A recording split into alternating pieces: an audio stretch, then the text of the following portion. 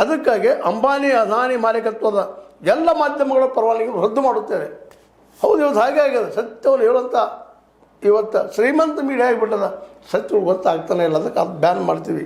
ಅದಾನಿ ಅಂಬಾನಿ ಅವರನ್ನು ಗೋಧಿ ಮಾಧ್ಯಮಗಳ ನಿರೂಪಕರ ಬ್ಯಾಂಕ್ ಖಾತೆಗಳ ಬಗ್ಗೆ ಎಚ್ಚರಿಕೆ ನಡೆಸುತ್ತೇವೆ. ಅಂದರೆ ಅಧಿಕಾರಕ್ಕೆ ಬಂದ್ರೆ ಅದು ಏನು ಆ್ಯಂಕರ್ಸ್ ಇದ್ದಾರೆ ಅವರ ಬ್ಯಾಂಕ್ ಬ್ಯಾಲೆನ್ಸ್ ಏನು, ಅವ್ರ ಪೇಮೆಂಟನ್ನು ಅದನ್ನು ನಾವು ಚೆಕ್ ಮಾಡಿಸ್ತೀವಿ, ತನಿಖೆ ಮಾಡಿಸ್ತೀವಿ. ಇನ್ನು ಪಕ್ಷಾಂತರ ಮಾಡುವವರಿಗೆ ಈಗ 6 ವರ್ಷದ ಪಕ್ಷಾಂತರ ಮಾಡೋದು ಯಾವುದೇ ಶಾಸಕ ಅಥವಾ ಸಂಸದ 20 ವರ್ಷಗಳವರೆಗೆ ಚುನಾವಣೆಯಲ್ಲಿ ಸ್ಪರ್ಧಿಸುವುದು ಅಥವಾ ಮತ್ತು ಯಾವುದೇ ಅಧಿಕಾರದ ಹುದ್ದೆ ಹೊಂದುವುದಕ್ಕೆ ನಿರ್ಬಂಧ ವಿಧಿಸುತ್ತೇವೆ. ಈ ರೀತಿಯಾಗಿ ಇದರಲ್ಲೇ ಒಂದೇನಪ್ಪ ಅಂತಂದ್ರೆ ಪ್ರಣಾಳಿಕೆ ಮತ್ತು ಬೇಡಿಕೆ ಇಟ್ಟಿದ್ದಾರೆ. ಇದು ನಾವು ಮಾಡ್ತೀವಿ ಬಂದೀವಿ ಅಂದ್ರೆ ಒಂದು ರಾಜಕೀಯ ಪಕ್ಷವಾಗಿ ಬೆಳೆಸ್ತಾ ಇದ್ದಾರೆ. ಇದನ್ನು ಬೆಳೆಸಬೇಕು ಅನ್ನೋದು ಉದ್ದೇಶ ಹೊಂದಿದ್ದಾರೆ ಜಿಪ್ಕೆ ಅವರು. ಅವ್ರ ಜೊತೆ ಅನೇಕರು ಕೋಟಿಗಳಲ್ಲಿ. ಇನ್ನು ಈ ಪಕ್ಷಕ್ಕೆ ಸೇರುವವರು ಕ್ವಾಲಿಫಿಕೇಷನ್ ಏನಪ್ಪ? ಮೊದಲನೇದಾಗಿ ನಿರುದ್ಯೋಗಿಯಾಗಿರಬೇಕು.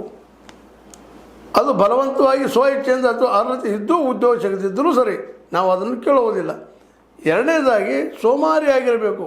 ಅದು ದೈಹಿಕವಾಗಿ ಮಾತ್ರ ಮಿದುಳು ಕೆಲಸ ಮಾಡುತ್ತಿರುವುದನ್ನು ಮುಂದುವರಿಸಬಹುದು.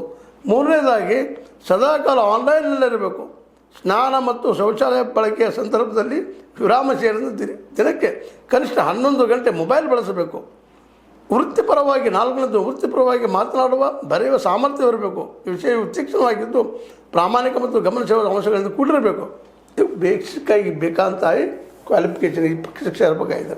ಅಂದರೆ ಒಟ್ಟಾರೆಯಾಗಿ ಈ ಜಿಪ್ಕೆ ಅವರು ಹಾಕಿದಂತಹ ಅಥವಾ ಜನ ಅದರಲ್ಲೂ ಯುವಕರು ಇದು ಸ್ಪಂದಿಸೋದು ನೋಡಿದಾಗ ಕಾಕ್ರೋಚ್ ಜನತಾ ಪಾರ್ಟಿ ಇದು ಇವತ್ತಿನ ಸ್ಥಾಪಿತ ಎಲ್ಲ ಪಕ್ಷಗಳು, ಕೇವಲ BJP ಮಾತ್ರ ಅಲ್ಲ, ಕಾಂಗ್ರೆಸ್ಸಿಗೂ ಆಯಿತು, ಇನ್ನುಳಿದ ಪಕ್ಷಗಳಿಗಾಯಿತು, ಒಂದು ಪ್ರಬಲ ಸ್ಪರ್ಧೆ ಹೊರಗೆ ಬರ್ತಾ ಇದೆ. ಮತ್ತು ಇದು ಇವತ್ತಿನ ಯುವಕರ ಒಳಗಿನ ಧ್ವನಿ ಅಂತ ನಾವು ಹೇಳಬೇಕಾಗ್ಯದ.